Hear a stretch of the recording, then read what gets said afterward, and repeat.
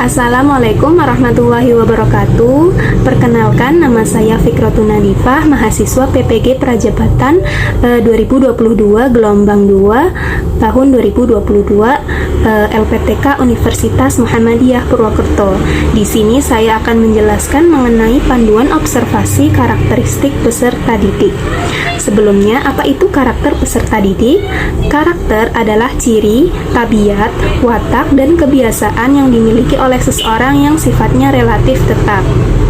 Penting bagi pendidik untuk mengetahui dengan jelas bagaimana gambaran peserta didiknya yang ada di dalam kelas. Dengan mengetahui karakteristik peserta didik, maka guru akan dengan mudah membuat tujuan pembelajaran sesuai dengan karakteristik peserta didiknya.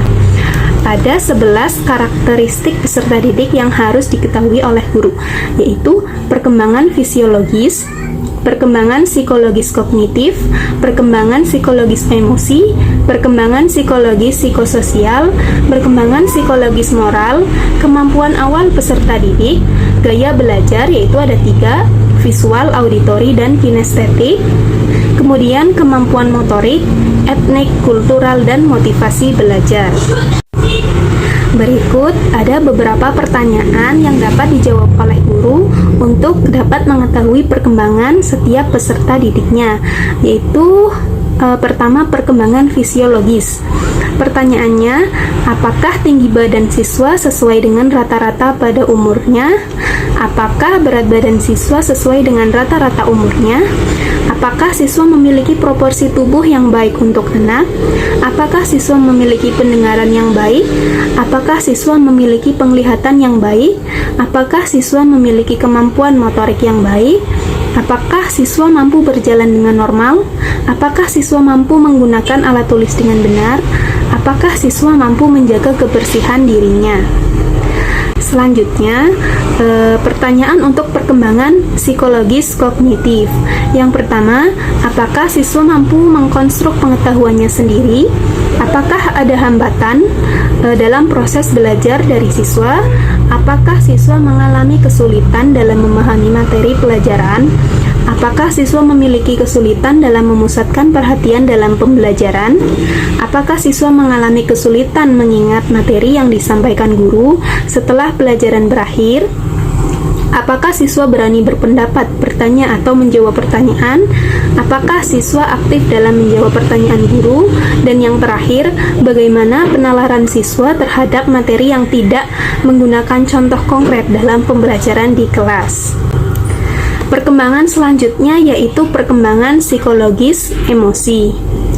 Pertanyaannya, apakah siswa dapat mengendalikan emosinya ketika berada di sekolah?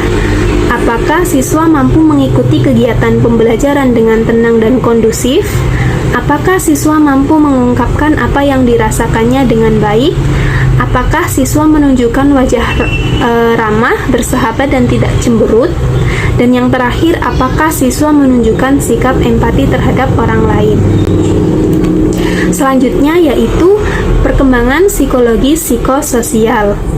Pertanyaan yang dapat diajukan diantaranya 1. Apakah siswa menjalin hubungan baik dengan teman maupun gurunya? 2. Apakah siswa tidak melakukan aktivitas yang mengganggu atau merugikan orang lain? 3. Apakah siswa dapat bekerja sama dengan baik di kelas? 4. Apakah siswa mampu berperan sesuai dengan perannya sebagai laki-laki atau perempuan? 5. Bagaimana peserta didik berinteraksi dengan temannya di sekolah? 6. Apakah siswa menunjukkan perhatiannya terhadap kebersihan lingkungannya? 7. Bagaimana sekolah menumbuhkan karakter peserta didik? 8. Bagaimana latar belakang ekonomi siswa di sekolah? 9. Apakah perbedaan ekonomi menunjukkan perbedaan dalam berinteraksi satu dengan yang lain? Perkembangan selanjutnya yaitu perkembangan psikologis moral. Pertanyaannya, 1. Apakah siswa mampu menunjukkan sikap menghormati kepada guru dan orang yang berusia lebih tinggi darinya? 2. Apakah siswa menaati peraturan yang ada di sekolah? 3. Apakah siswa tidak berkata-kata kotor ataupun kasar? 4. Apakah siswa menunjukkan sikap sopan santun terhadap orang lain? 5. Apakah siswa mampu menerima kritik ataupun saran dari orang lain? 6. Apakah siswa mampu melaksanakan tugas yang diberikan guru? 7. Apakah siswa mampu menjaga barang milik sendiri maupun orang lain? 8. Apakah peserta didik mampu menghargai perbedaan dengan teman sebayanya? 9. Apakah siswa bertanggung jawab terhadap tugas yang diberikan? 10. Apakah siswa mampu memelihara lingkungan dan fasilitas yang ada di sekolah? Contohnya tidak mencoret-coret tembok, meja, membuang sampah pada tempatnya, dan sebagainya. 11. Apakah peserta didik melakukan pembiasaan menjaga lingkungan sekolah atau kelas? 12. Apakah peserta didik mampu menerapkan sikap sehat, senyum, salam, salaman, sapa? 13. Bagaimana cara yang diterapkan guru dalam menjaga konsistensi nilai moral pada peserta didik? Selanjutnya yaitu kemampuan awal peserta didik.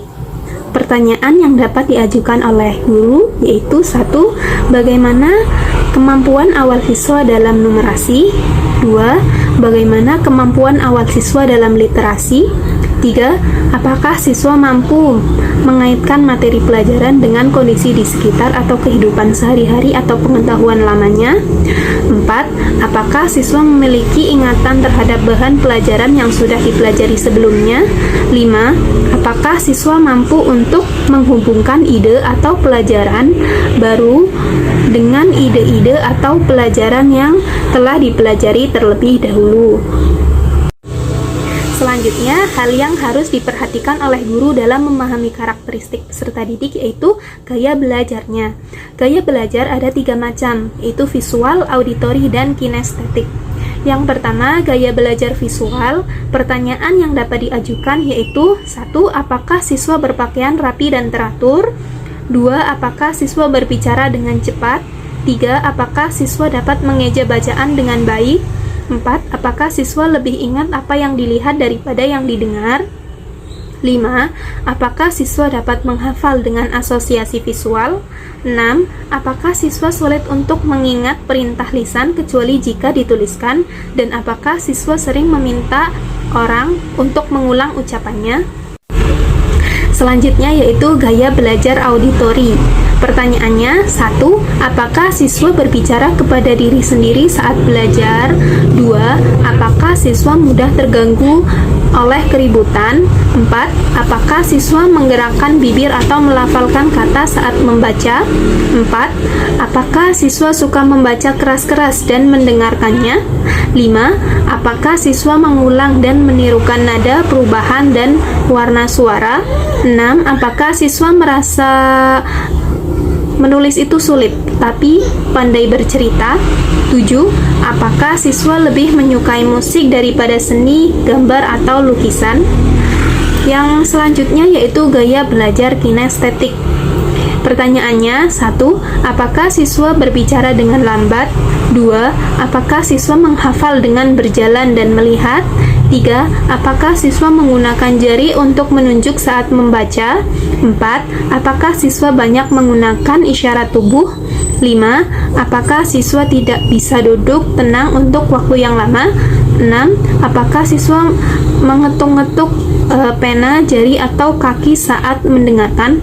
7. Apakah siswa menyukai olahraga dan kegiatan fisik lainnya?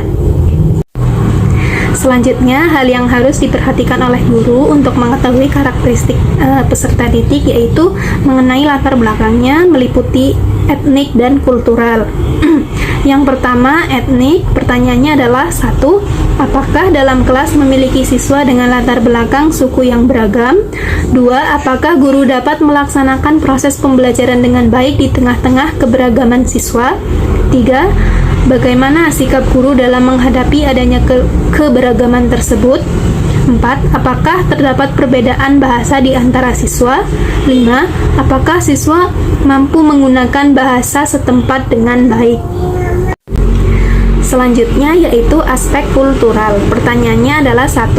Apakah terdapat perbedaan budaya antara guru dan siswa? 2. Bagaimana sikap guru dalam menghadapi adanya perbedaan tersebut? 3.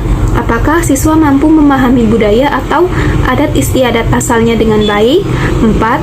Adakah aksi nyata dari adanya pemahaman terhadap adat istiadat setempat? 5. Adakah upaya dari sekolah untuk melestarikan budaya setempat? Aspek selanjutnya yaitu motivasi belajar siswa. Pertanyaan yang dapat diajukan yaitu 1. Apakah siswa terlihat antusias dalam proses pembelajaran? Seperti apa bentuk antusiasmenya? 2. Apakah siswa memiliki keinginan untuk lebih baik dari siswa yang lain? 3. Apakah siswa memiliki keinginan kuat dalam mendapatkan nilai yang baik?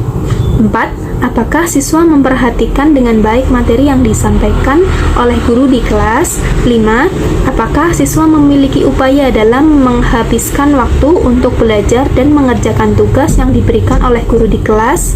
6. Bagaimana kesungguhan siswa dalam belajar di kelas? 7. Apakah siswa bersemangat dalam menyampaikan pendapat atau dalam memberikan pertanyaan di kelas? 8. Apakah siswa memiliki semangat juang dan tidak mudah menyerah ketika mengalami hambatan dan dalam pembelajaran? 9. Apakah siswa memiliki keyakinan diri untuk melakukan segalanya lebih baik dalam pembelajaran dibandingkan siswa yang lain? 10. Apakah siswa memiliki keyakinan diri untuk mengatasi hambatan yang ditemukan dalam pembelajaran? 11. Apakah siswa memiliki keyakinan diri untuk mampu mempelajari materi yang sedang dipelajari di kelas? Demikianlah pertanyaan-pertanyaan yang dapat diajukan oleh guru untuk mengobservasi karakteristik setiap peserta didiknya. Tujuannya adalah agar guru dapat dengan mudah merencanakan pembelajaran sesuai dengan karakteristik, menentukan tujuan sesuai dengan karakteristik peserta didiknya, dan menyajikan pembelajaran di kelas sesuai dengan karakteristik peserta didiknya. Terima kasih sudah menonton. Semoga bermanfaat. Wassalamualaikum warahmatullahi wabarakatuh.